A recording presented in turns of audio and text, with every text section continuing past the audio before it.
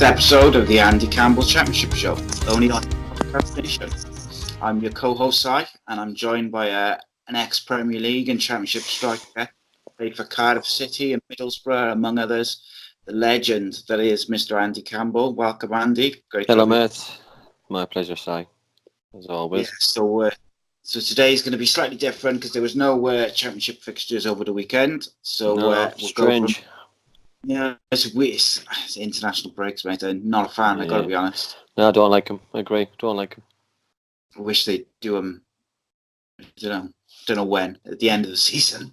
I agree. So we didn't have to care about them. We didn't have to watch them. We didn't have to get involved in them, and it didn't have an effect on the good and the bad. You know what I mean? The teams who needed a rest are probably benefiting, but the teams who were doing well, we want to see week in, week out. They're the ones that the ones who struggle really, which is the disappointing part. Yeah, and I mean, if you look at Cardiff, like they got a load of injuries. They're not in the greatest form, so it's kind of a really good point for them. And then you got teams like Charlton, Luton, who've come up. They don't want to have a break now. No, they don't. Well, the thing is, and their lads probably, no disrespect to those teams that you just mentioned, their lads aren't going away with international teams as well, so they're going to be training. They're going to have a bit of time off, and it's bad for them. You know, it's a funny one because I know years ago at times they used to, if you had more than 3 internationals in your side, you used to be able to cancel your fixture. If not, you still played the game. So maybe they could still play a couple of games, and teams can keep this run going a little bit, maybe. Yeah, because it wasn't too long ago that the championship games used to still play, didn't they? I'm sure it used to be three. At least 3 players, or it was up to you if you wanted to cancel it. If you had a big squad and you wanted to keep momentum and you wanted to keep things going, then you play the fixture and you carry on, because you know what I mean. You've still got to cram the same games into a small space of time, so you still got to play the games, and you know what I mean. You're wasting a Saturday, you know what I mean. You're obviously wasting a Wednesday and another Wednesday, so it's a good 2 weeks for a full fixture. It's not just a week. You're not missing a week. You're missing full 2 weeks. Yeah. And the thing is, if you look at like Luton in particular, they need to pick up as many points. Well, Charlton as well. They want to get as many points as they can, as quick as they can. I agree. So for them to start like they have, they don't want this break. They need to keep playing. They need to keep their momentum. But that's just the way, I suppose. And I guess like these days in the Championship, a lot of teams have got, there's internationals in most of them, isn't there? It's not, maybe 10 years ago there was like 1 or 2. These days. I think in the Championship as well, Si, you know what I mean? The Championship's got a lot more competitive because the Premier League's taken over with full foreigners that, you know what I mean, Republic of Ireland, Wales, Northern Ireland, you know what I mean? They're full of Championship and League One players, you know what I mean, especially the Irish sides. And it's you know what I mean, so it probably is fair on the league to cancel, but it's a shame because we want to watch regular football, and you know what I mean, you're just getting into it really. The season's it's getting going, and then all of a sudden you're having a 2 week break, and you just lose that buzz a little bit because you just want to carry on and watch the football continuing, because we had some cracking games before the break, and hopefully the national break we don't have a bit of a damn squid come next Saturday. Yeah, it's a weird one because really it's not like, I don't know, it's like weirdly placed. I kind of think like if they did it at like maybe end of November, start of December, teams would probably welcome it then. To have a bit of a break before, a bit of a break from the Wednesday, Saturday training every day, and have that like 2 week where it's a bit lighter before the Christmas period. But like now it's like you're 4, 5, 6 games in, is like you say, just getting started. Yeah, it doesn't make sense to me. But you know what I mean, they could have done it 6 games ago. Could have done it as before the start of the season. Players are machines anyway now. They can afford, they can use it as a pre-season game. They can, you know what I mean, and it's, or like you say, you leave it till a little bit later. It's it just the timing seems a bit strange, because then you look at the other thing as well. You're looking at injuries and, you know what I mean, and things like that, because you know what I mean, there's nothing worse than a player going on international duty and coming back injured and not being able to play next Saturday, because there's nothing worse, and that's the big teams as well. And it's such a it's such a grey area for me, because it's either club football and national football. You know what I mean? I'm a very passionate Englishman. I played for my country before myself, and it's such a privileged thing to do. But at the minute, it just seems like the international team, you know what I mean, takes a back seat. So, you know what I mean, and the clubs take over. So, you know what I mean, if the clubs are taking over, then, you know what I mean, there doesn't seem much desire to be involved or to go and watch the national team anymore. Yeah, true. So today it's gone from the Andy Campbell Championship show to the Andy Campbell football show, I suppose. Yeah. And we're going to discuss the home nations results from the past week, latest sort of news, rumours going around, and of course Andy will answer some questions. We probably won't end up going as long as normal, so it'll be a slightly shorter show. So we'll just get the plugs and the sponsorship out of the way. All our shows and series are available in video format at youtube.com/ACEpodcastNation. And you can get audio versions of every show at the usual podcasting platforms: Apple Podcasts, Google Podcasts, Spotify, Stitcher, TuneIn Radio, and many, many more. Too many to list, but I'll put the links in the description on the YouTube video. You can also find them at the website, which is www.pod.co/ace-cast-nation. Excuse me. And today's show is brought to you by Away Day Apparel. Away Day Apparel is a group of casually obsessed football fans looking to bring something different to the wardrobes of like-minded people, with football, music, and weekend carnage high on the agenda. They're edgy, controversial, but most importantly, current, from t-shirts, polos, shorts to hoodies, jackets, and accessories. Stick with them, and they aim to bring you terrace wear that will turn heads and provide the cutting-edge look that we all crave. Keep an eye on them, and they'll keep an eye on you. Good gear, good prices. Big fan I am, as I say every week. So, let's start games. So obviously there was the two Irish sides played Thursday night. Republic of Ireland drew with Switzerland. It's a late equaliser, but scored by David McGoldrick as well. I think it's a good result, even though it was a home game and they want to be looking to win. Switzerland are a tough side, and I think at the minute with the amount of Swiss players who are in British football at the minute, I think it makes it even harder, makes it tougher, because they know the games. You know what I mean? They know the games inside out. You know what I mean? It was a British lad who scored the goal, a centre half, and to be fair, it's tough for the Republic of Ireland because they haven't got the players of their past. They haven't got the Robbie Keanes, they haven't got the Damien Duffs and the Roy Keanes alike, and it's and the Shea Givens, and you know what I mean.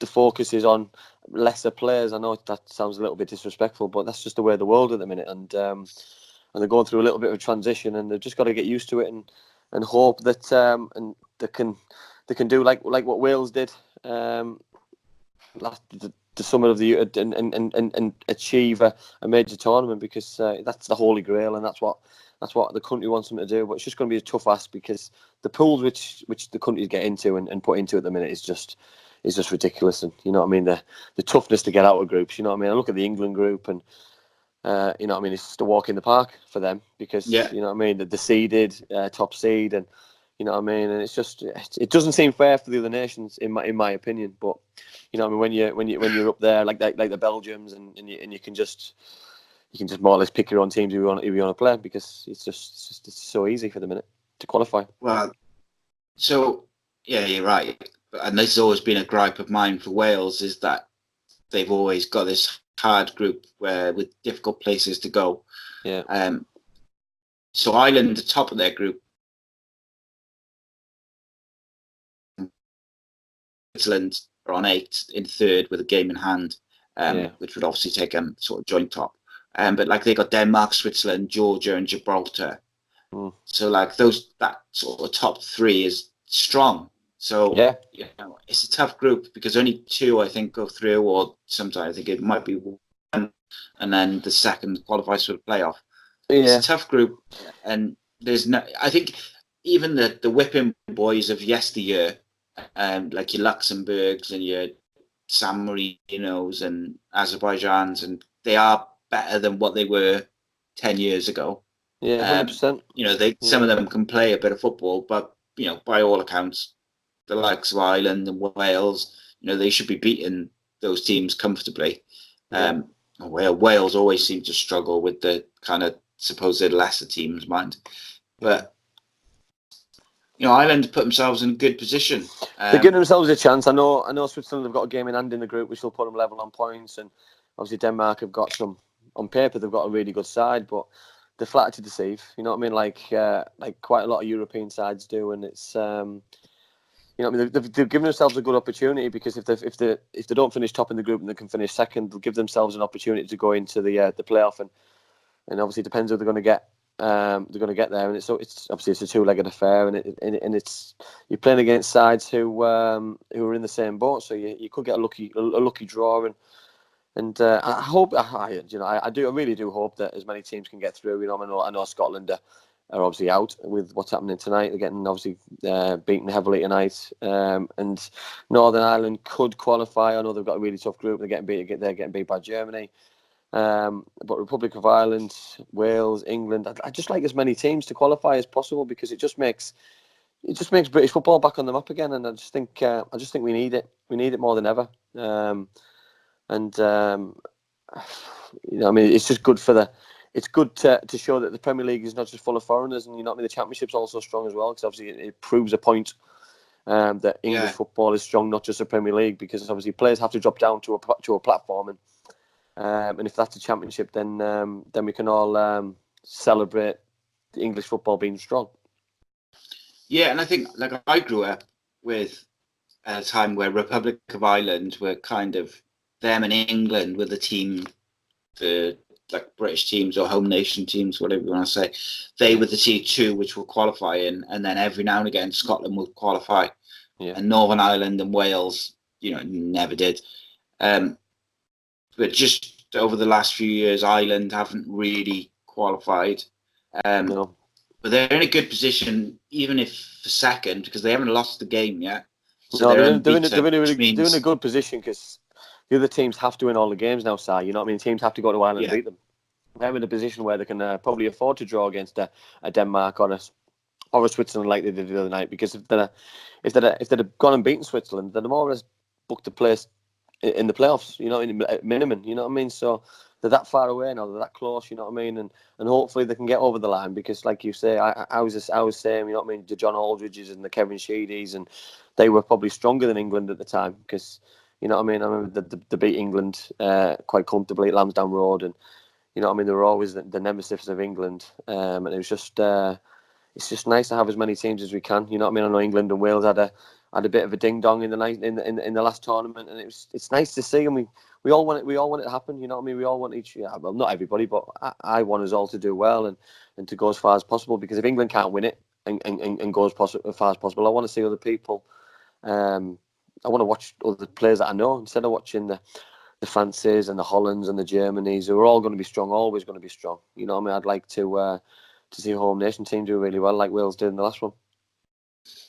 Yeah, and to be fair, Ireland play Georgia away next. If they win that, and there's a winner between Denmark and Switzerland on the same day, it means they only need 2 draws from their last 2 games. Yeah. And they probably should. Well, they should beat Georgia as well. But you know, and you probably speak to every Ireland fan in the world that, you know what I mean, they'll probably let themselves down on that stage, because the pressure's on now. You know what I mean? The pressure's not normally on them, and they normally upset a few teams and some of the big sides. And you know what I mean? This time they're expected to go and beat a little nation. But Georgia can be a little bit dangerous as well. Yeah, when Wales qualified, because they put themselves, the pressure's on then as you're going through the group, because people expect you to carry on that start, and obviously in Wales's case, they hadn't qualified since the 50s, so it was such a big thing that it becomes even more pressure, and each game becomes this just cauldron of pressure and anxiety. Yeah. There we go. Next up, Luxembourg 1-0. And like I say, Luxembourg are not what they were, 10 years ago. That would have been expect Northern Ireland to win, 5-0, but it wasn't a great game by all accounts. But they got well, I think with it being a friendly as well, I don't think teams are really taking them as serious as probably what they used to. You know what I mean? With the qualifier coming up today, obviously they're playing Germany tonight, and you know what I mean, to play a lesser nation. You know what I mean? It was all about tonight and all about the preparation for tonight. And obviously you want to win and you want to play well and you want to put yourself in the shop window as a player to go and play against the likes of the Germanys and the Hollands, but they've given themselves a right opportunity. You know what I mean? They're on 12 points. Obviously, you know what I mean. With Germany beating them currently tonight, you know what I mean. They're in with a good chance, and you know what I mean. The pressure's on Holland and Germany, and there's no pressure for me at all in Northern Ireland. And if they can nick a draw, they can upset one of the home nations. You know what I mean? It was a disaster really for Northern Ireland that Holland beat Germany the night, because I think a draw would have suited them down to the ground, and it just. It was a fantastic game, because I've seen the highlights, and you know, I mean, for Germany to lose 3-2, it was a nightmare for them. But for Holland, it gave them an opportunity now to go and progress and to draw level points once they play the game in hand. Yeah, well, I mean, what they need Holland to make a mistake in their game in hand, really, don't they? To get 12 points from that group, I think is. If somebody just said 12 points after 5 games, you'd have snapped their hands off. So they've given themselves a great opportunity. You know what I mean? It's like you say nowadays. You know, if that group on table when it first came out was horrific. You know what I mean? It couldn't have been any worse. You know what I mean? For Holland to be a pot 2 side, you couldn't have picked a worse group really. You know what I mean? So, you know what I mean? They're giving themselves a great chance, and it just shows how much they've evolved and they've come. You know what I mean? I look at the side they've got involved tonight, and Paddy McNair, Championship player, Middlesbrough, George Saville, Middlesbrough player. You know what I mean? Another couple of Championship players as well, League One players. It's so nice to see, and I just hope that these kind of players get the recognition that they deserve and progress. You know what I mean, through their international careers and also club careers, because you know what I mean. You don't always get opportunities to play against Germany and Holland and all these kind of teams. So I just hope they can carry on doing themselves justice. Yeah, I mean, for the Luxembourg game, they brought in young Kieran Brown from Cardiff, from the under-21 squad. I mean, you know, he's like on the fringes of the Cardiff first team squad in terms of playing. Yeah. I think he played in the cup game and he's been on the bench a couple of times. But that's what an opportunity, you know, for him to be in and around that squad, which has been pretty successful over the last couple of years in terms of winning football matches. Yeah. And like I say, they qualified for the Euros the last time out. Yeah. And they had I can't remember his name. They brought in a striker from Linfield who's apparently scored bags of goals. I'm trying to find it. Shane Lavery, his name is. Yeah. So it's like opportunities for boys like that. A couple of other under-21s players as well. And you know, from Thursday, those boys will probably still be, even if they're not in the squad for the Germany game, they'll still probably be around and in training for the last few days. Oh, they'll be buzzing as well. They'll be delighted. You know what I mean? They made the debut for the country. They've been involved with training with the first team. It's the preparation for this massive game, probably the biggest game. Yeah, you know what I mean? You can only look at it the way it is. It's the biggest game in Northern Ireland's history tonight, because they get a result tonight and they can turn them over, and they can get a result, get a draw, get a win. It's a massive result and puts Northern Ireland on the map again. Absolutely. And funny enough, Gavin White, who you had mentioned last week for Cardiff, was best player on the pitch. He was outstanding with his run and pace and his industry up and down that wing. Yeah, he's very direct, very, very and you know what I mean. And he's always going to hurt the probably lesser nations, and you know what I mean. He'll give himself an opportunity to get himself a start tonight, and in the future as well, because all he can do is play well for his club, and then his international career look after itself.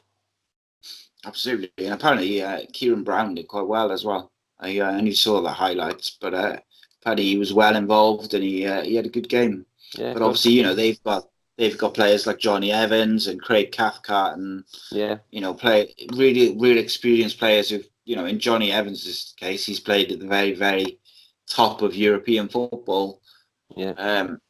he played for Man United when they were, getting to Champions League finals and winning leagues. So, for young players to play with players like that is great experience. So hopefully they can get. You can't replicate it as well, Si. You know what I mean? You can't. You know what I mean? This is the pinnacle of a young person's dream. If you're born and bred in Belfast and you play at Windsor Park, you know what I mean? You'll absolutely love it, and it's such a good opportunity for them. Yeah, so hopefully they can pinch a point against Germany tonight. Would be nice. Yeah, fingers crossed.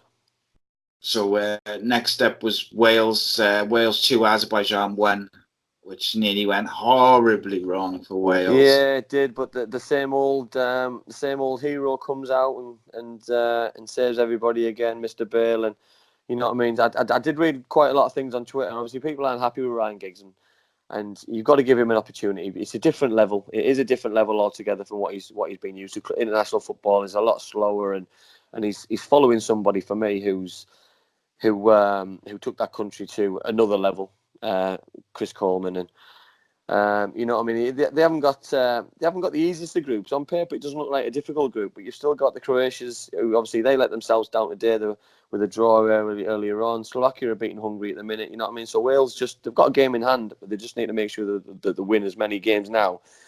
They're under pressure to win. They have to win. They can't afford to drop any more points. You know what I mean. It's that easy. Look at Wales beat Azerbaijan just. Yeah. Croatia drew with them today. Yeah, exactly. Croatia were in the World Cup final. Exactly. So it doesn't turn out to be a bad result in the end. So you know what I mean. You've got to take it as it is, and you know what I mean. You can only beat in front of you, and you know what I mean. We mentioned before about whipping boys, and Azerbaijan probably 5, 6, 7, 10 years ago they'll have been whipping boys, but now they can defend, they can keep the shape, they can have a formation, they can be hard to beat, and they'll take getting beat 2-1. You know what I mean. That'll be a success for them. They'll take drawing 1-1 because. You know what I mean? There'll be national heroes tonight drawing with Croatia, and there'll be, you know what I mean? It'll be an unbelievable achievement for that national team. But you know what I mean? Wales just need to make sure that they do the job and finish it right, and make sure that they get as many points as possible, because it's a winnable group, or certainly be a chance to get in the playoff, because it could be a Wales Republic of Ireland playoff, and you know what I mean? Both sides would probably take that again, to be honest. Yeah, the thing is, Wales have got such a young team, like ridiculously young. They've got I think the only reason their average age is probably over mid-20s is for players like Joe Allen and Bale. The rest of them are very, very young. Yeah. Yeah, I think they're winning at the moment. So I mean, yeah, winning 1-0. James scored an absolute worldie again. So you know what I mean. The future's bright. Future's bright. You know what I mean. Obviously, Ryan Giggs will love him. He plays for Man United. He's similar to himself, beating players and scoring world-class goals. So long may that continue, because we're all football fans, and we all want to watch things like that. You gotta give him time, especially with a young squad. Give him time. Let him build. Every single one of those players, from Bale to Daniel James to even younger again, they'll all respect Ryan Giggs massively, regardless of what the fans think of him, because he didn't turn up to friendlies or whatever it be.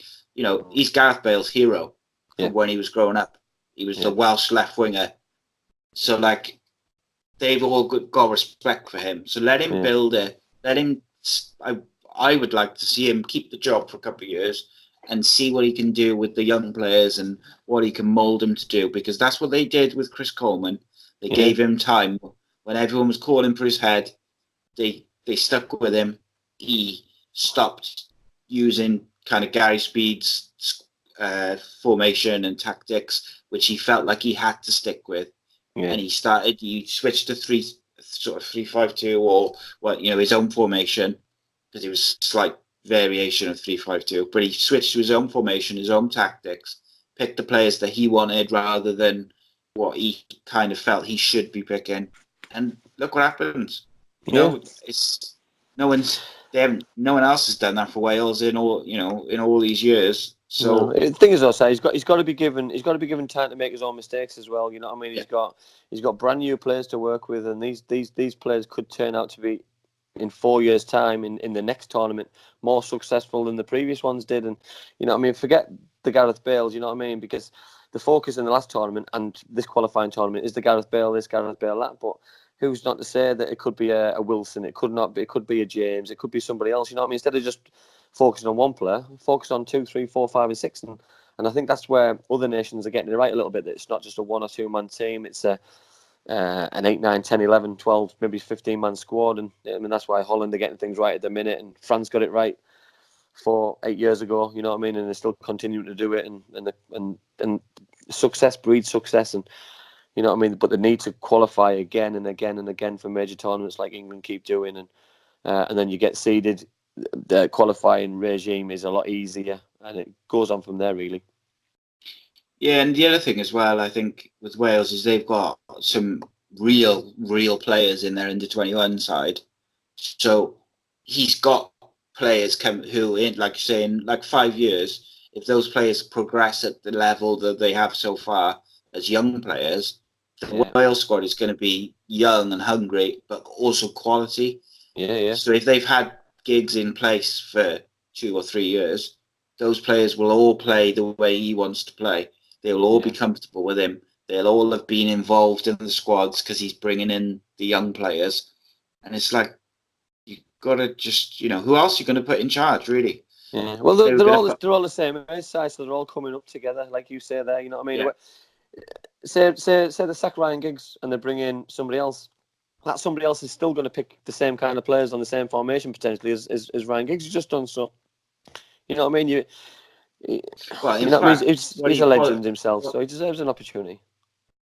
And what you might find is the new manager might go back to the kind of 28, 29-year-olds who are knocking about the Championship and League One, Welsh players, rather than focusing on your Daniel Jameses and your Harry Wilsons and your David Brooks. Saying they're not ready. Saying they're not ready yet. You know what I mean? I don't want to blood them yet. You know what I mean? We qualify. We need experience, and you know what I mean. If they're good enough, you know what I mean. Same as Daniel James. He's signed for Man United. He's good enough. He's playing week in, week out. He's scoring. He's got 3 goals in the Premier League. He's certainly good enough, and he's certainly ready to go and be thrown in this international stage because he's probably playing with better players on a Saturday afternoon at Old Trafford. So you know what I mean. He's certainly not going to be intimidated tonight or when he plays against other nations. Absolutely. Yeah, I think Wales is still in with a shout. But it'll be tough. It'll be tough for them, but they've got going to have to win all an the opportunity. games. Yeah, they've got a chance. Yeah. So then Scotland lost 2-1 to Russia. 2-1 Friday against Russia. Yeah, and obviously they're getting heavily beaten tonight against Belgium. So that's them. That's them out and not qualified. I do feel really sorry for the likes of Robertson and McGinn from Aston Villa and other couple of players, because the opportunity of international football and recognition is just never going to be there for them because the era that they're currently playing in.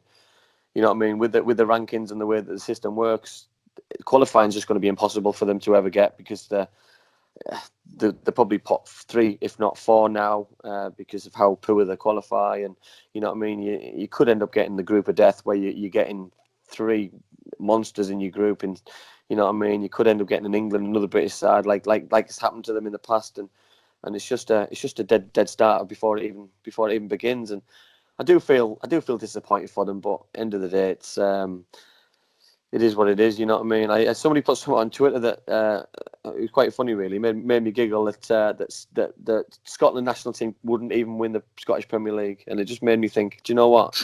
You're probably right, because internationals from other countries come over. Celtic have got Swedish players. You know what I mean? Obviously, Rangers have got Jermaine Defoe. They've got Northern Ireland players, international players, and it's such a tough place. You know what I mean? You go to Hampden and it's empty like it is again tonight, and you know what I mean, and they're getting beat 4-0. It's just it must be heartbreaking for them, but you know what I mean, just one day things will turn around. Like they've had a little bit of success in the past with qualifying and things, and eras and generations. It swings around about at the times, and I'm sure one day they'll get something back, I'm sure.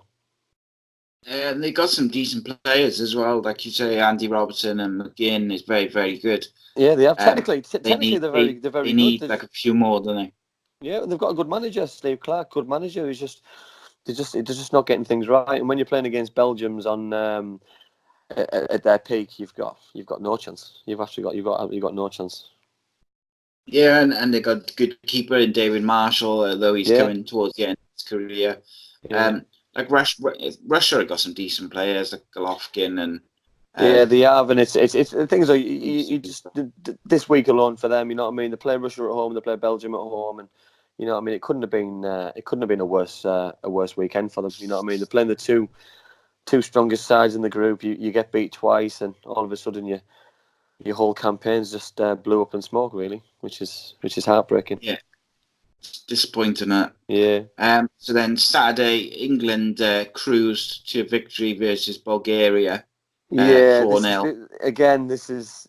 it's all about seeding. You know what I mean? They played 3 games. Czech Republic beat them 5-0. Montenegro beat them 5-1. Bulgaria beat them 4-0. And it's just, you know what I mean? You're on about one man teams and things. You know what I mean? If you take Harry Kane's goals out of the England side, all right, a lot of penalties out there a minute. You take Raheem Sterling out of the England side as well. You know what I mean? Those two players.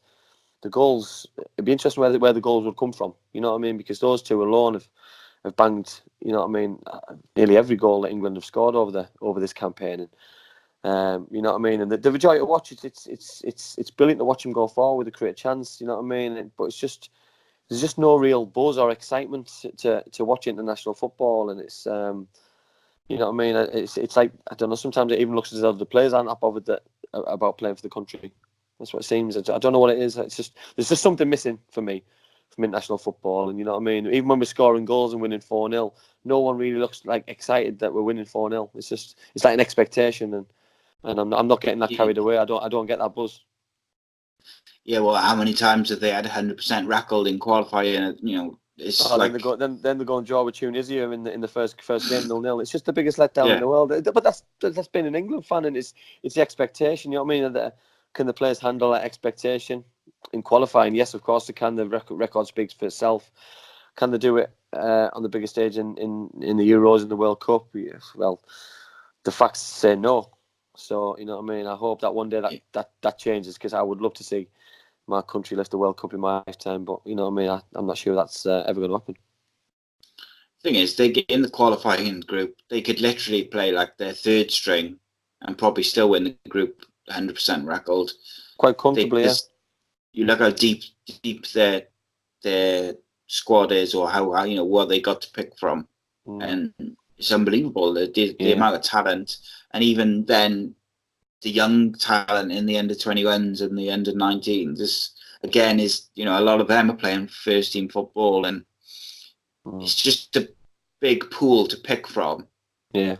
And then when you play teams like Bulgaria, you know, Bulgaria have been quite tidy over the years, but I mean, I their know. Well, pool of players to pick I was just from is shocked by huge. I was shocked how poor they were, though, mate. To be honest, I was, you know what I mean. They shocked me. They shocked me with just they couldn't keep the ball. They couldn't really seem to defend. It was just, yeah. End of the day, you know what I mean. You're playing against probably England's peak side at the minute. You know what I mean. Like, from my era, you know what I mean, the Paul Gascoignes and the John Barnes and these kind of players, you know what I mean, they're my heroes, you know what I mean, but results speak for itself, and Harry Kane's goal record for England is absolutely phenomenal, and you know what I mean, and when you've got somebody like that in your side, how can you not win football matches, you know what I mean, how can you not score goals, and when you're playing at Wembley, in front of the size of the crowds what they are, and you're playing against the Bulgarians, and obviously they play Kosovo tomorrow, you know what I mean? And I do fear for Kosovo tomorrow, because, you know what I mean, England are scoring freely, you know what I mean? And even if England let a goal, and I still expect England to score at least 3, maybe 4 or 5. So it's always a decent watch, but without getting that excitement which I want or I need, I think, to watch England regular. Yeah, so it's just that expectation rather than excitement of what's coming. Yeah, I'm not looking forward to the game winning tomorrow. the game. I'm not looking forward to the game to watch it, but I'll watch it because I'm passionate Englishman. I don't know what's missing. There's something missing for that excitement, you know what I mean? But I don't know what it is. I'm more excited about the season starting again, the following Saturday than about England game tomorrow, and I think that's probably every football fan. Every football fan's the same at the minute. That the club footballs takes over.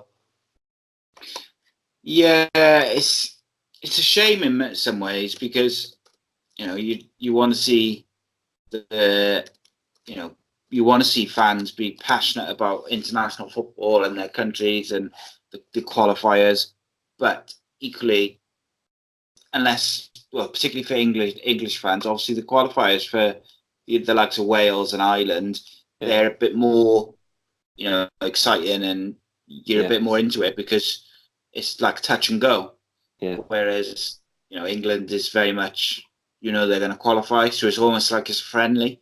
Yeah. Do you know what I mean? Like in terms 100%. Yeah, no, I agree. And the thing is, I think everything's built up for the World Cup, so the European Championship, so you're not getting excited until the major tournament starts, and then you're that excited, and then it's the biggest letdown ever, and then you just think, well, I'm not going to get excited in 2 years' time because I know what I'm going to expect, and then you forget because it's been that long. You get excited again, and then it's just the same cycle, and then it's only when you don't qualify, like they didn't in, what was it, 94 or whatever it was in America. They didn't qualify, and then you realise probably how important international football is because you're watching a full World Cup and you're not in it, and maybe that's what it takes sometimes to realise how important it is when you don't qualify.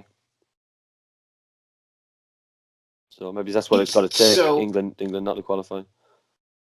Yeah. So that's the home nation games. So what's we got? So let's talk about some of the sort of latest news and rumours around. I read an interesting one, I think it was yesterday, that says that in Messi's contract, he's got a clause which says at the end of each season, if he wants to leave, he can leave for free, which I thought was crazy. But apparently it come from the president of Barcelona said it, which I suppose I can't imagine them maybe because of his loyalty and the fact he's spent his whole career there, that like almost like a respect thing, that he won't leave mid-season and they'll give him a move if he wants it. The problem you've got is no one can afford his wages, really. Well, I think that's the thing. If somebody wanted to buy him, you know what I mean, you're looking at, well, I wouldn't even like to think what you're looking at. You're probably looking at 200 grand a week. You know what I mean? You're probably looking at £200 million cash straight away before you're even looking at wages. So, you know what I mean? Who can afford to have an outlay and then the £500,000 or £1 million a week, which, you know what I mean, which teams probably would have to pay, and then it'd be tax free, and you know what I mean? Because where's he going to go? Where, and I'm talking about lifestyle. I'm talking about he lives in Barcelona. He's got the weather. He's got, I'm guessing, a villa with a nice pool, and you know what I mean. He's got the lifestyle of probably what everybody wants to dream about, and you know what I mean. Is he going to come to England and not enjoy the weather? Not a chance. No chance. I just don't ever believe it's going to happen. And you know what I mean. Like the people doubt his. People doubt him that he hasn't done it at another level, but he's been consistent at the best club in the world. He's won Champions Leagues, and people compare him to Maradona and compare him to Pele and compare him to all the best players in the world. He hasn't won the World Cup, but Pele didn't win a World Cup on his own. Maradona did not win the World Cup on his own. Yes, he had a massive impact in it, and certain things happened in the World Cups, but you know, if Gabriel Batistuta was playing up front with Leo Messi, he'd have a better chance to win the World Cup. You know what I mean? No disrespect to Aguero and some of the other players that he's playing with now, but all these best players that have gone over the years, that it's just a shame that for Argentina, for example, that he hasn't been given that opportunity, that platform to win a World Cup, because that would just cement his place to be, for me, the best player in the world. The best player in the world by a country mile if he could win the World Cup, but I just can't ever see it happening. Do you think it's almost unfortunate for Messi and for Ronaldo that they've kind of turned up in football at exactly the same time? Whereas if, say, Ronaldo came 10 years later, I feel like Messi would get a lot more appreciation, like worldwide, for being the player he is. And equally, if Messi had come 10 years later, Ronaldo would get a lot more appreciation from everybody, because, you know, there's people are always one or the other. They like one or they like the other. I think the thing with Ronaldo for me is that he has done it. He's done it in Italy, he's done it in England, he's done it in Spain. He's won everything. He's also taken his country to the Euros, which obviously with Portugal, they've got a few other handy players. And, it's a team game, obviously. But like, it's almost like that Bale thing, isn't it, with Portugal, whereas Argentina have got some very, very good players, haven't they, throughout their squad? From defence to attack, they've got a lot of players, and they have underachieved. But I do feel a bit.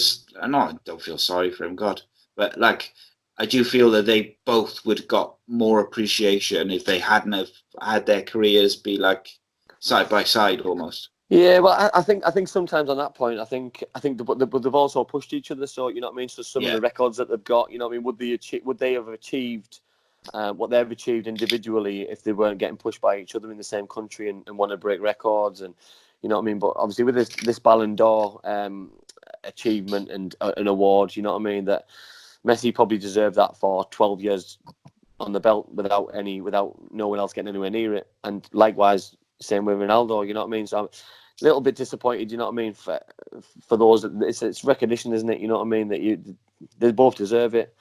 But you know what I mean. I think they both pushed each other, and you know what I mean. But I'll be very surprised if that ever happens again, because it's just been phenomenal, and I'm just glad that being able to watch it closely, really. Yeah. So I mean, like really, like Neymar was supposed to be the next one, like the heir apparent, if you like, to sort of being the best player in the world. And he saw an article in the Times, I think it was today, which said that they were basically comparing Raheem Sterling to Neymar, like his all-round game, his stats and everything, and how he's progressed as he's got older. And they were basically saying that they believe that Sterling is a far superior player. He's done it over a long period of time. He doesn't, like the last sort of 2 or 3 seasons, he's done it for the whole season. He hasn't sort of dipped in and out.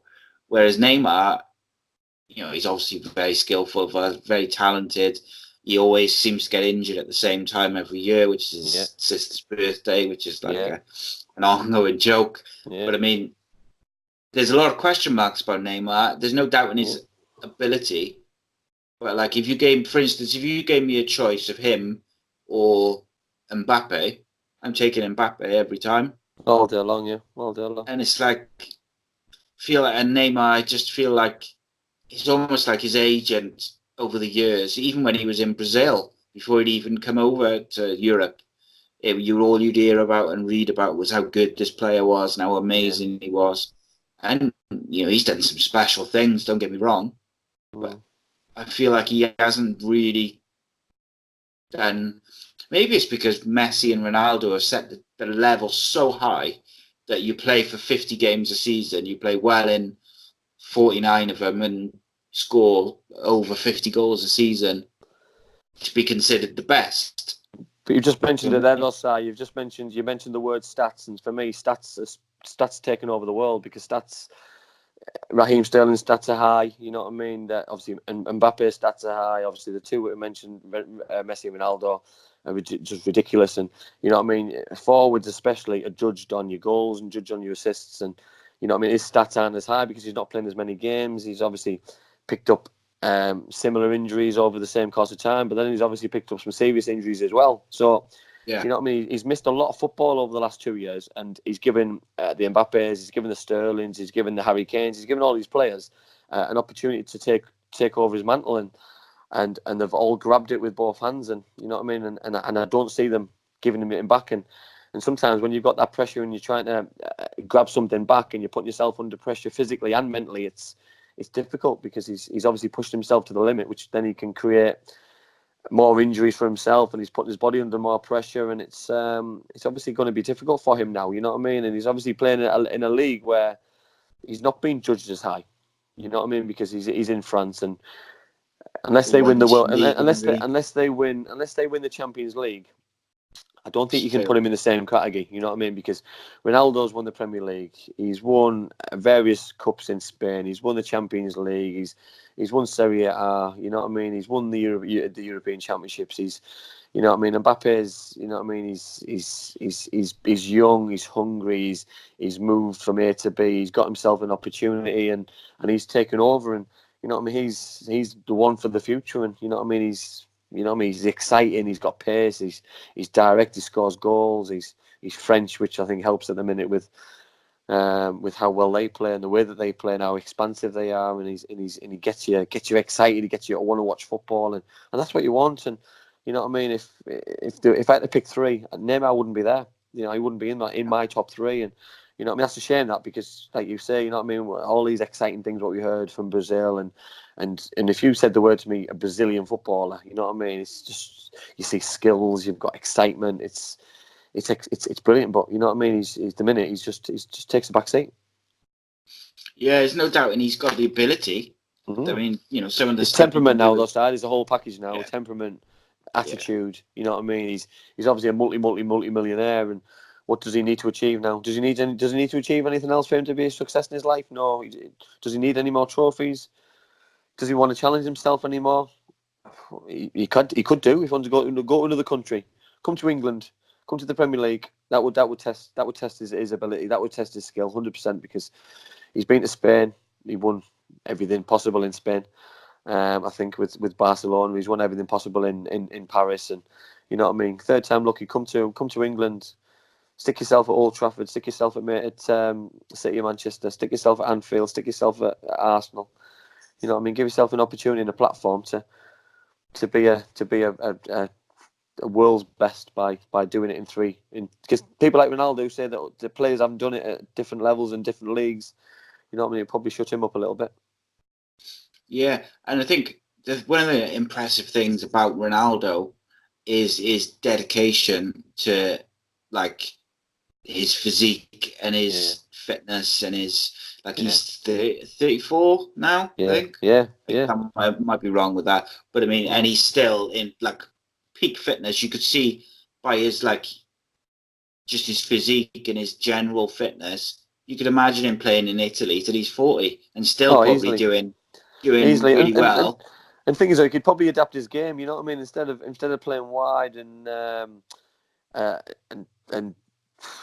he could probably go as a centre forward and be a target man. You know what I mean? Because he's very good in the air. He wouldn't have to do as much running. You know what I mean? And he could adapt his game in there because it's a little bit slower. He wouldn't have to do as much running around. And if he's in the Premier League, I don't think he'd probably cope with the pace and the amount of games and how thick and fast they come. But I think he's probably selected the correct league at the right time of his career and his life. So he's been really clever there, and you know what I mean. It'll probably help him go to another level and be successful and carry on playing that little bit longer. I think, which is good for us all because we still get to watch him. Yeah, and I think it's the difference between him, Messi, and most other players like Neymar. Like I say, they've got all the money in the world, they've won trophies, etc. It's their mentality to be the best every year. They want to be the best. They want to win the Ballon d'Or. They want to win the Champions League. They want to score the most goals. Yeah. They want to, win the league, whatever it may be. Whereas sometimes he can come across, perhaps as Neymar can come across as not really bothered. You know what I mean? A little bit arrogant, and I don't like it. Mentality, innit? If you to be the best, you've got to train like the best, and and you've got to see people off as well. Do it every day. Ronaldo and Messi, they've seen people off. They've seen newcomers. They've seen them off. You know what I mean? They're seeing people come up. They raise the game to another level, and they're just relentless. They never stop, and you know what I mean. And it just shows just how classy they are as people and sportsmen, because you know what I mean. They're absolute legends, and they deserve to go down with that tag on them as well. Yeah. They deserve to have their names up with Pele and Maradona and 100%. All the greats. 100%. So I've read a lot recently, and I've seen on Twitter that David De Gea's contract runs out in the summer, so he's free to talk to clubs in January. And I've seen a lot of fans on Twitter saying that if he won't sign a contract by January, they should recall Henderson from Sheffield United and they should demote De Gea to number 2 and give Henderson the rest of the season to see if he cuts it. And then obviously if he doesn't, they can get someone in the summer. Yeah. You've seen quite a lot of Sheffield United and Henderson. What would you say? Yeah. The thing is, though, he's an excellent goalkeeper. You know what I mean? I do think to throw him in the deep end, though, at Old Trafford, under all that pressure, a little bit like a sink or swim moment. You know what I mean? You could go down from Schmeichel to Van der Sar to Mark Bosnich to Van der Gaal to Taibbi, you know what I mean? Over the years, they've had some international goalkeepers. All of those goalkeepers, including David De Gea, have all made horrendous mistakes at Old Trafford. But they've all come over the other end of it because they've been given opportunities to go to platform themselves at Old Trafford. Some have obviously been sold on to bring in a better goalkeeper.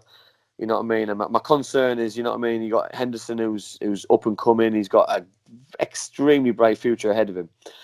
If he gets thrown in at Old Trafford and things don't work out, and Man United aren't playing great at the time, and he's under a lot more pressure, and for example, Harry Maguire's not playing, and he's a lot busier, and he drops a cross and gives a goal away, and David De Gea leaves on a free, and they bring a new goalkeeper, and you can ruin careers, and I just hope that they do it at the right time, because you know what I mean, or he plays in the Premier League for 3-4 years, and as Sheffield United or at another club or whatever suits him, and he does it the right way, because he's got to be selfish. I think he's got to be selfish. He's got to give himself the right platform and the right club, the right manager, because he's obviously good enough. He's shown that. He's shown he's an excellent goalkeeper, and you know what I mean. And he's obviously a little bit more busy playing at Sheffield United than he probably would be if he's at Man United. But the pressure being at Man United is a lot higher than it is being at Sheffield United. If he makes a mistake at Bramall Lane, all right, everyone knows about it because it's match of the day and because of all the publicity. But if he makes it at Man United,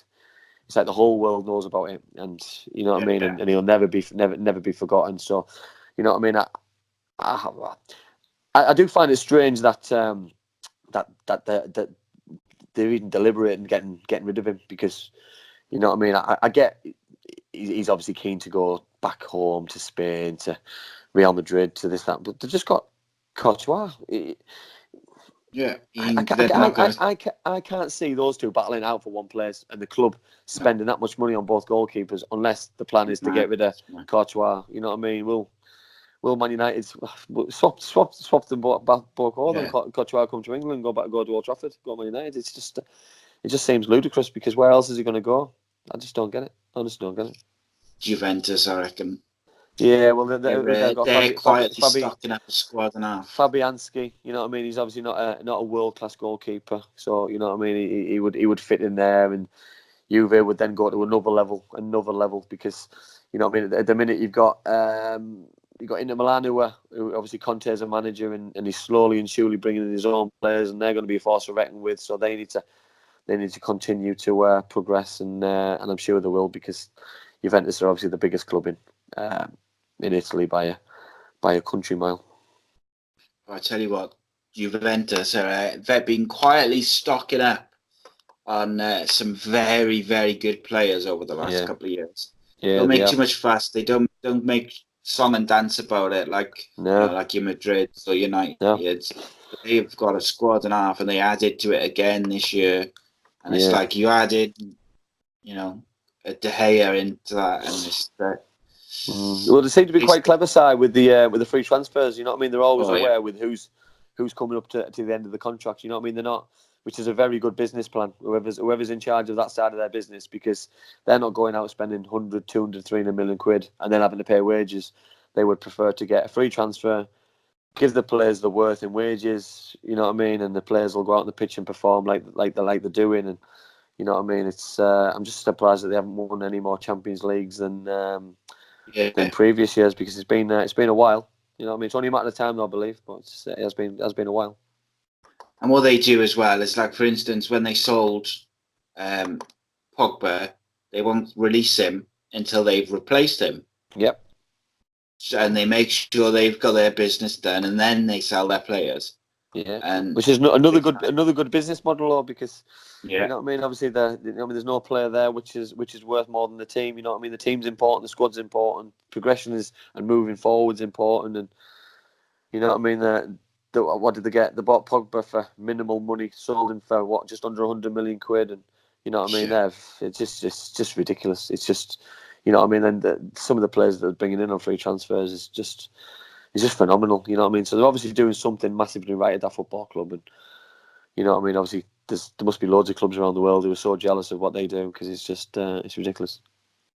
Their squad is ludicrous. They got like De Ligt, Bonici, Cellini, Sandro, Danilo, so say as a back five. Then they got Can, Pjanic, Aaron Ramsey, Rabiot, Matuidi, Khedira, Ronaldo, Douglas Costa, Cuadrado, Dybala, Mandzukic. It's never ending. It's never ending. You can only play 11 players. You can only play 11 players. You can only have 3 subs coming on the pitch. It's just, you know what I mean. You can only pick 25 players for a Champions League squad. You know what I mean. So you're going to have international world class players, not even in your squad, and it's such a. It's just. It must be easy to. Must be easy to pick a reserve team at that football club because I bet they must have the best reserve team in the world. Yeah, be interesting, wouldn't it, to see what the reserve team is. So last couple then, I read today that Southgate is monitoring Nottingham Forest midfielder Brennan Johnson, who made his debut for Wales under 21s. Gareth Southgate, time to leave him alone. Yeah, well, I do find this very strange though, because obviously, you know what I mean. It's the boys obviously chose to play for Wales. You know what I mean. Obviously, the rules have obviously changed over the years, and I'm not a big fan of the change. You know what I mean. Nowadays, you can live in a country for so many years and be able to change alliance. You can play for a country at a certain level and then go and play for the full squad. It's just a joke. You know what I mean. Once you decide to play for a country, at whatever level, if that's 21 or full squad, you're there. You've decided then. You've decided once you put that shirt on and you sing the national anthem, you've decided to play for that country for the rest of your footballing career or sporting life. And whatever decision you make is the right decision. You start changing like alliances and the Declan Rices of this world who went to Ireland and then came back to England. You're probably not going to come across a more broad Cockney person than Declan Rice to go and play for Ireland and then come back to play for England. I just think it's a bit of a joke, and you know what I mean. I'm English. I had an opportunity to play for Scotland through grandparents and stuff, but I wanted to stick it out and give it a go with England. It didn't work out that I got a full squad and got placed in the full squad for England, but I could have played for Scotland in the full squad. But I wanted to do it right. I was born in England. My mum and dad were English. You know what I mean. I'm a proud Englishman. And I wanted to do it right, and that's what I thought, and that were my own personal beliefs, and my beliefs haven't changed now when I see people doing it now and changing alliances, and I don't get it, because you've got a footballer here who has an opportunity to go and progress his international career with Wales, or sit in the odd friendly squad playing for England at best at the minute. So yeah. It's a no-brainer. It's an absolute no-brainer for me. No-brainer. Well, if I was Giggs, I'd cap him. I would cap him straight away. Next competitive game, I would have him, and I'd just bring him on as a sub. And I'll tell you what, he's a hell of a player. I watched some of the under-21s game the other day, which he played in, and he was outstanding. Absolute Rolls Royce of a player. I really like him. But it's a whole other argument. You know what I mean? When people say to me about it's disappointing that England haven't won a World Cup or European Championships, and I say, yeah, well, we struggle with no left winger, and if we just had Ryan Giggs, you know what I mean? If we just had Ryan Giggs, and he's Welsh, but he went to an English school and he had an opportunity to play for England, load of rubbish. He's Welsh. He played for Wales. It's that simple. You know what I mean? That we didn't have a left winger because at the time in that era of the Frank Lampards and Steven Gerrards, and one of them played out of position. They were still good enough to win the World Cup. We just didn't win it. It's just one of those things. You just get on with it. I'm not gonna cry about it. You know what I mean? That Ryan Giggs scored goals for his country. He was one of the best players the national team seen at the time when he was beating players and setting goals up for Ian Rush and Mark Hughes. And why should he go and play for a country that has no affiliation to him at all, apart from, I think it was his dad's side or his grandparents' side? He plays for the... There's photos of him in an England shirt, but it's because they moved to, obviously I spoke to his brother, didn't I, with the podcast. They moved to England at quite a young age. Like, the boys were quite young because dad played rugby, rugby league.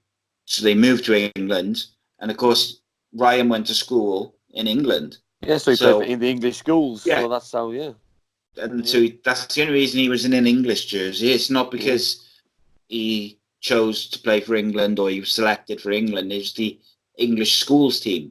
Yeah, it wasn't an England national team. It was if he'd went to school in Wales, he'd have played for the Welsh school. If he'd have went to school in Scotland, he'd have played for Scotland. It's just ludicrous what people start to think, and you know what I mean. Just there's got to be a line drawn underneath it for me, because it's just, I think it's never ending. It's going to be never ending. Yeah, I think once a player plays for the under-21s, I think that's a choice. Yeah, I think 100%. Underneath that, they're still classed as kids.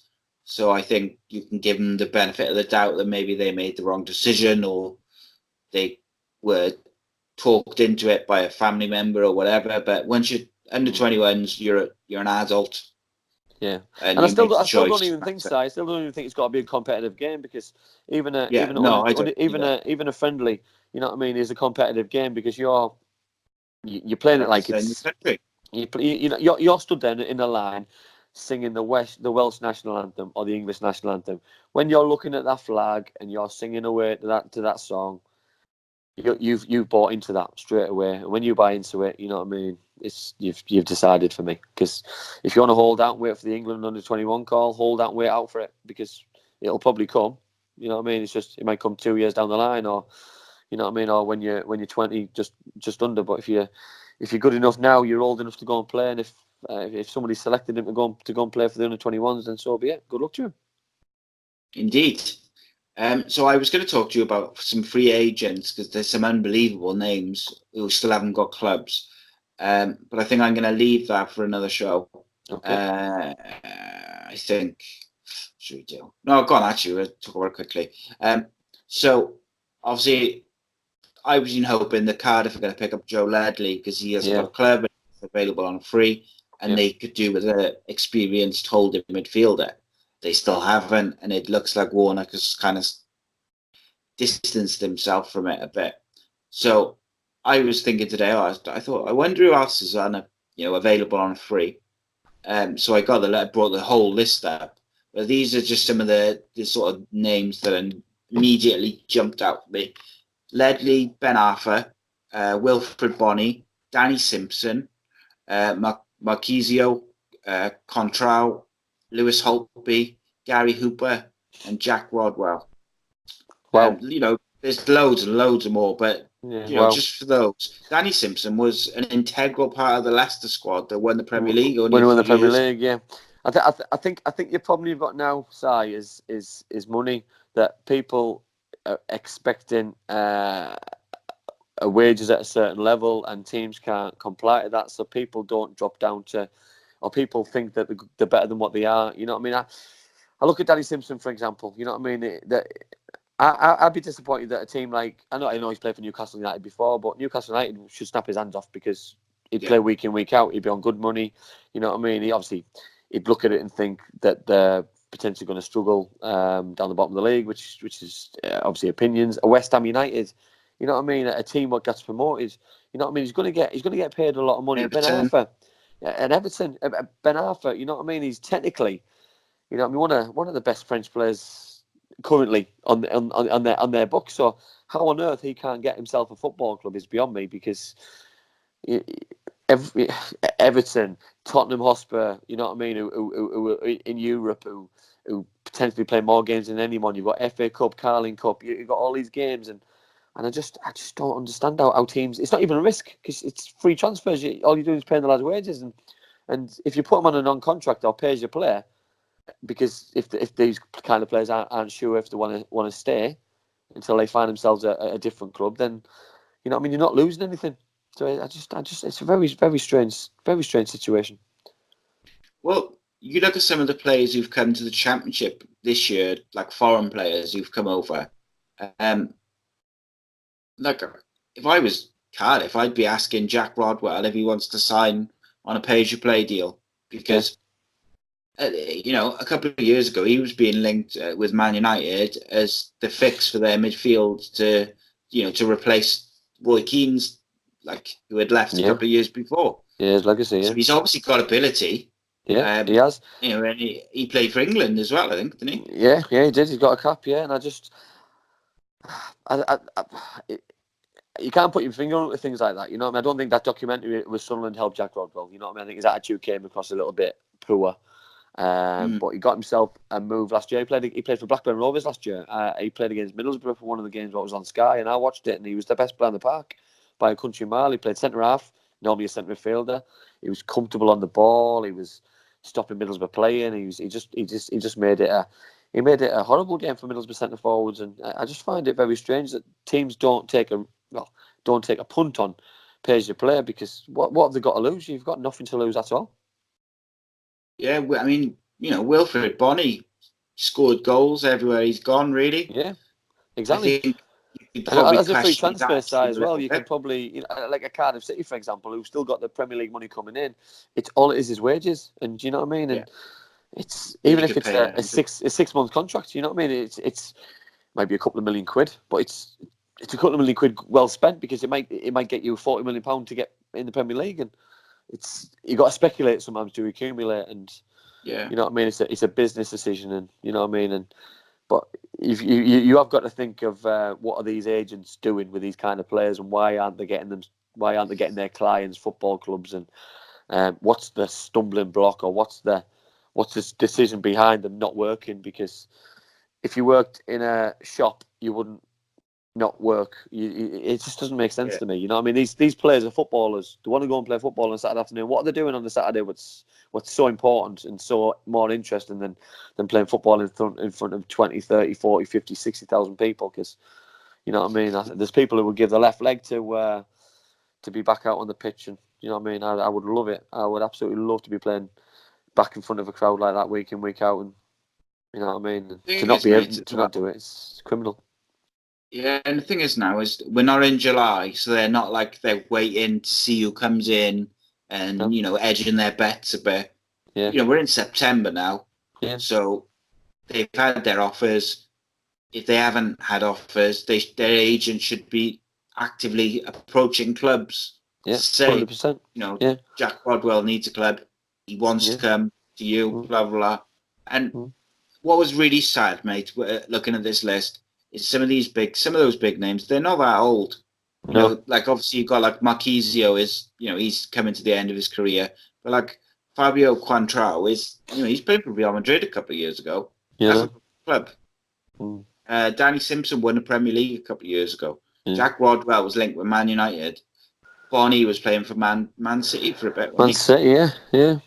And the Jacks. Ben Arthur was in the French squad a couple of months ago. Yeah, and Newcastle United, Paris Saint-Germain. He's had a great couple of years. So to not have a club now is ridiculous. But like a bigger picture, you know, if they do get themselves a football club, they're not going to be fit enough. You know what I mean? Because they haven't played any games, like you said. You know what I mean? If they found themselves a club in July, they've got all pre-season to get fit, play some pre-season games, get themselves in good shape. They go and sign for a football club today. You're not going to play for another 3, 4, 5 weeks until you match fit. So. I honestly don't get what these agents are thinking of. They're killing the clients, you know what I mean? Because they're probably waiting for the most money that they're going to get for themselves, and it's just a really selfish way to look at it. And do you think as well, with some of these boys, like who are like mid-20s, they got more money than they can ever spend, and maybe they do lose that motivation, and maybe they do just think, you know what, I don't want to get up and train every day. And I'm just going to enjoy my life, enjoy my money. Unless... Well, people say so, don't they now? You know what I mean? With all the money, there's more to life than football. You know what I mean? And because they've got a life outside of football. You know what I mean? When we played, football was the only thing that you did. There was nothing that went with football. It was football or nothing. You know what I mean? It wasn't. You know what I mean? It certainly wasn't the money what was available now, and it's good luck to them. You know what I mean? But you know what I mean? There's no better buzz than walking out with, you know what I mean, at Ninian Park with 20,000 passionate Welsh people screaming. You know what I mean? It's just nothing better. You know what I mean? And Danny Simpson to win the Premier League. What buzz? What bigger buzz can he get than that? I don't get it. You know what I mean? If he doesn't look at his league winners medal and think, I want to go and play football again, sod me agent. I'm going to go and bring a football club up or knock on someone's door or talk to a manager or a chairman. You know what I mean? He needs to be back playing again because there's no better buzz and no better feeling than playing football. And you know what I mean? If it's different, if there's a health issue and there's something behind why they're not playing, but you know what I mean? There's no way in the world all those lads are unlucky enough to not want to be able to play again. No way. Yeah, for me, the last thing I'll say on that is like if that is the reason that some of these players haven't got a squad, that they've got enough money and they can't motivate themselves to do it at the top level or whatever, however you want to sort of phrase it. My opinion is that in 10 years' time, when they're too old to do it and they've had enough of spending money and going on all day and doing, whatever they're doing, they'll regret it then. Yeah, they will, yeah. Football careers, it's a pretty short career. Yeah. You've only, and especially at the very top level, it's not something you can do forever and ever. And it maybe feels like some of those guys are wasting their time for whatever reason. They, I don't know their reasons, but they haven't got a club. No. There's a lot of clubs in the world. It's just a shame because it's just a waste of talent. It's a waste of talent because you know what I mean. We want to watch the best footballers at the best stage and have the best players possible on our pitches week in week out as a football supporter. And you know what I mean. You just named some there, and that's a full team of players which you could build a team around. And it's heartbreaking. You know what I mean. You want these players should want to play. And you know what I mean? I'd be when I didn't get picked in the squad or get picked in the 11, I'd be gutted. So to not be doing it and to not be getting paid for something that you love doing anyway, it's just it's ridiculous. You would be shouting at Dave Jones, you would, wouldn't you? Too right, I would. Okay, all right. Let's finish off with some questions and answers.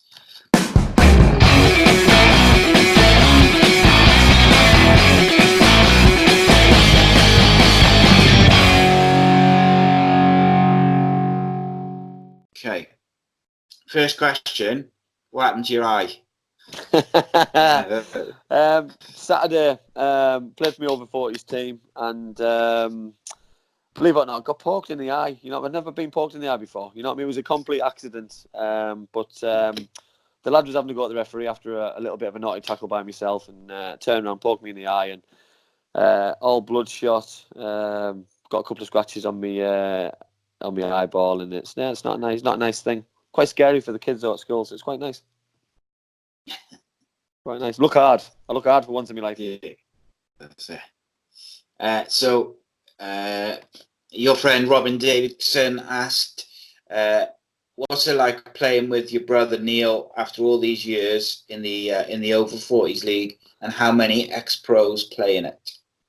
The first part, well, this is the first time I've ever played with my brother. You know what I mean? My brother was a professional footballer before I was. He played for York, Southend, Scarborough, Doncaster Rovers, and to be able to play with him now is a dream because I've always wanted to. It's never been possible to do it because for whatever reason. So to be able to do it now has been great, and it's nice. It's really good.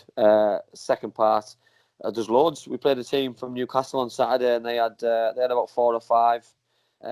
We have 2, me and my brother in our team, and we ran them close. We got beat 3-2, but it's over 40s football is great because it's a lot slower, but you get loads of passes, you get loads of time on the ball a little bit, and you can pick your passes out. So you know what I mean. It's nice, and it just keeps your eye and it just keeps you fit and just keeps you healthy, and it's just another platform for players who want to play football and who've got a passion for football, and you know what I mean. I'm not ready to go walk around the shops every Saturday afternoon instead of playing football. So I'm hoping that they keep this league and over 50s plus leagues going for the future.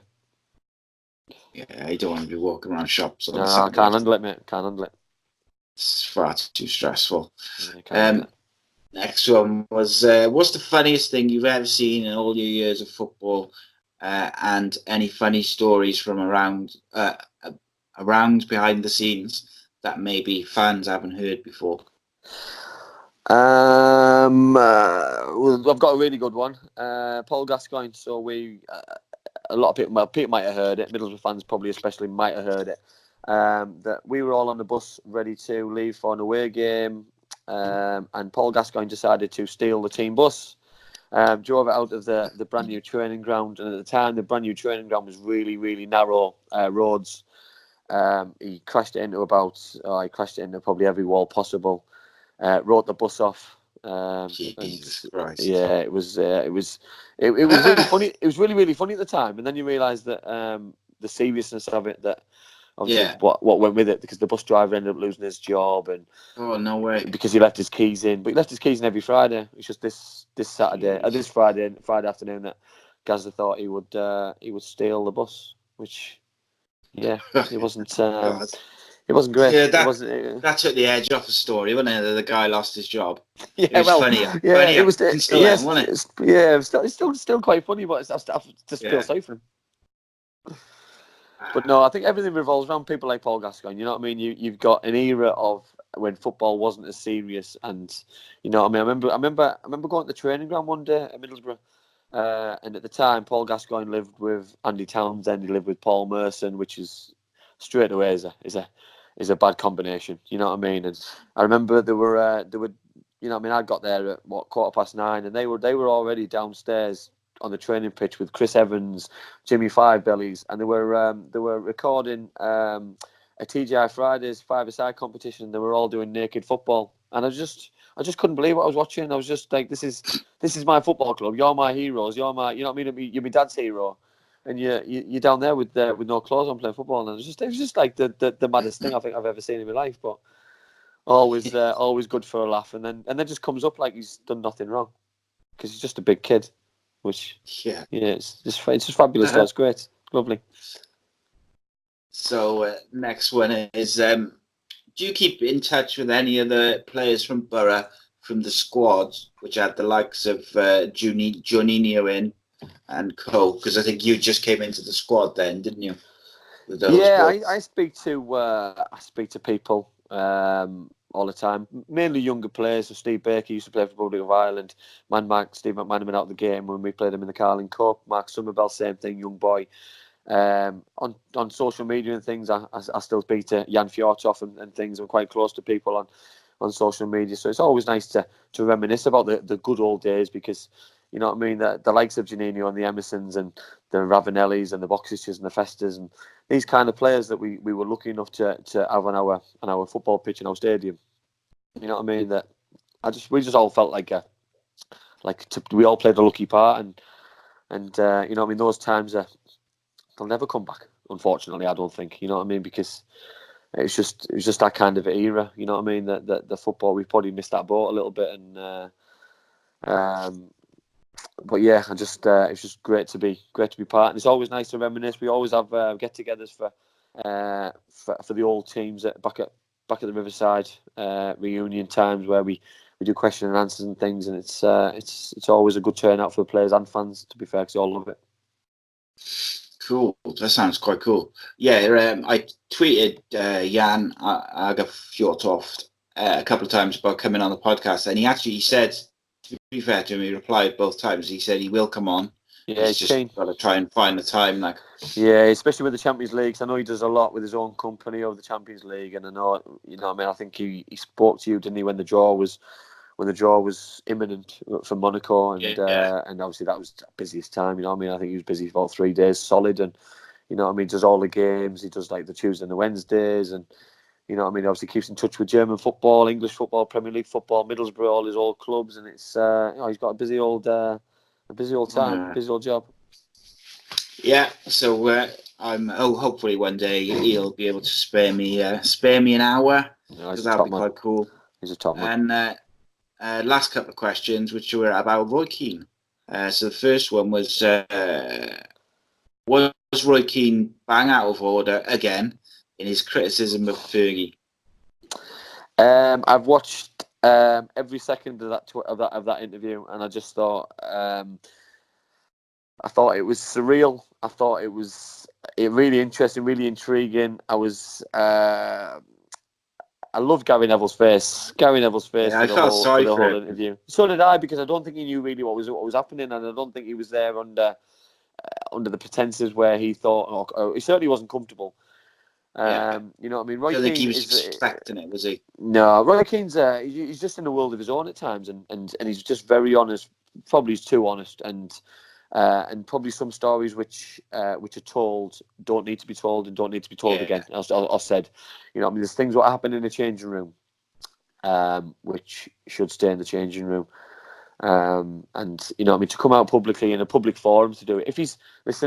If Roy Keane wants to sell a book and puts that story in a book to sell a book, I've probably got no qualms in him doing it. But in a public forum like it was, I think, you know what I mean, because it became a little bit of a joke that people were laughing, probably uncomfortably at some of the things what were being said, but it just became a little bit of a joke. And you know what I mean, he's talking about one of the most successful managers in British football, and you know what I mean, I do find that was a little bit disrespectful. And you know what I mean, the class of '92 with all those young players and who all looked up to Roy, I just thought it was a little bit disrespectful. And you know what I mean, he's very forward, Roy, in what he does. I played against him, I spoke to him, I respect him. I think he was a cracking player, but I do think he was out of order. Yeah, talking about players and talking about the manager, you know, I mean, the way he was, because things get said in changing rooms, in interviews, get misinterpreted as well. But you know, I mean, to come back out and make a joke of it, I think was a little bit out of order. Yeah, it didn't need to be dragged up again, did it really? And I think I find it funny enough. I don't read a lot of like football autobiographies, because I feel a bit like they're quite a lot the same. Yeah. But I have read Roy Keane's book, and I've read one of Fergie's early books, and they're so similar in their personalities and the way they think things should be done. You know, but I think that's why the clash. I think that's why the clash, yeah. because you know what I mean, they both had similar ideas, but there's only one person in charge, and unfortunately, however we try to make this look, there's one manager at Man United, and that manager is always going to win, and regardless how and what Roy Keane wanted to achieve from his time at Man United, Alex Ferguson was never going to give in to him. Didn't give in to Jaap Stam. Didn't give in to David Beckham. Didn't give in to Van Nistelrooy. He's certainly not going to give in to Roy Keane, because he was consistent across the board. And I'm not saying you've got to be a yes man. I'm not saying you've got to just give in to people, but you can have your opinion, but it's how you bring it across and how you do it. And when you do it in interviews, and you do it in public forums, and you do it in things, it's just, you know what I mean, that I think there's a question what got asked to him of would you speak to him, and he said no. And with how ill Sir Alex has been, I just think it's a little bit disrespectful, because the poor fella could have lost his life with what happened with his brain. And I just think, you know what I mean, you've got to show a little bit of respect, because it was Sir Alex who brought Roy to English football, to Man United, sorry. And it was Sir Alex who gave him an opportunity to be one of the best midfielders in the world. And if it wasn't for Sir Alex Ferguson, would Roy Keane have been the best player, one of the best midfielders in the world? No, he wouldn't have been. You know what I mean? So you've got to look at the bigger picture, and the bigger picture for me is the respect, and you've got to respect him for what he did for you. And you know what I mean, you might have had a fallout in the end, but the respect is that he brought me here and gave me a platform to play, stuck me with all these other world class players and future England internationals and things, and he won trophies because they were both winners. Both winners in the right, and you know, respect's given and respect's earned. And if Roy Keane wants respect given back to him, he's got to give it out as well. Yeah, indeed, absolutely. And the second question about Roy was why hasn't he made a good manager, as he seems to have all the tools? As I just said, he's very similar in how he comes across in his books to Fergie. Yeah, So why do you think it's a massive shock for me, that, because he's obviously tried. He's tried at Sunderland. He's tried at Ipswich. He's now gone, obviously, into being a number 2 with Martin O'Neill and things, and gone down that route, and obviously tried to learn maybe a different way and a different avenue before having another crack at it. And I hope he succeeds, because I would like to see see him given another. He's a winner. Everyone wants to see a winner. His interviews are always electric after a game. His pre-match conferences were fantastic. He loses a plot on the touchline. He's passionate. You know what I mean? So I would love to see him given another opportunity, and I would certainly back him and be excited to see it happening, because, you know what I mean, I think he's still got more to give, and it's a shock to me why he hasn't been a success, because he's worked with Brian Clough, he's worked with Sir Alex Ferguson, he's worked with foreign managers, Trapattoni Island, he's worked with Martin O'Neill, so he's worked with some excellent coaches, managers, assistant managers, Steve McLaren, etc. You know what I mean? Some excellent world-class footballers. So I think it's probably will be one of his biggest regrets that he's not succeeded as a manager as yet. Yeah, well, when he came into Sunderland, he won something like 20 games on the bounce. Yeah, he when did great. First he got promoted and everything. And he took him from bottom to top, didn't he? Yeah, it just didn't happen after that. Yeah, it's just a weird one. Maybe he's a bit too forthright and a bit too honest for today's player, I wonder. Yeah, maybe. I think maybe if he was a manager, like when you were a player, I wonder whether he would have had a bit more success. Whereas now, possibly. You know, a lot of these players, they get everything done for them. Like the young players, they get everything done for them. They got loads of money, and I just think it's just almost like you can't even shout at them if they're not doing their job properly, or get the hairdryer out, can you? Maybe that's quite a big bugbear for Roy. That, you know what I mean. He sees all the money, what the players are earning, and they can't motivate themselves. Where, you know what I mean, he was earning a ridiculous amount of money when he played, but he could always motivate himself to be the best player that he wanted to be. And maybe that's the big picture. Could be. He's one of the most unselfish players I ever watched, actually, from a team point of view. Yeah. Saw him sacrifice himself many a time. Okay, that's today's show. And just a little bit different because we didn't have the championship games to discuss. Thank you for joining me, mate. My pleasure, mate. Enjoyed it. And you can find Andy on Twitter at Andy Campbell 32. You can find us on Twitter at ACEcast_nation and Facebook.com/ACEcastNation. YouTube.com Ace Podcast Nation for the video versions and audio versions at all the usual podcasting platforms. Thanks for joining us. Thanks for listening. Thanks for watching. And we'll see you next Wednesday for the championship review when the games are back. Hopefully. Cheers. See you soon.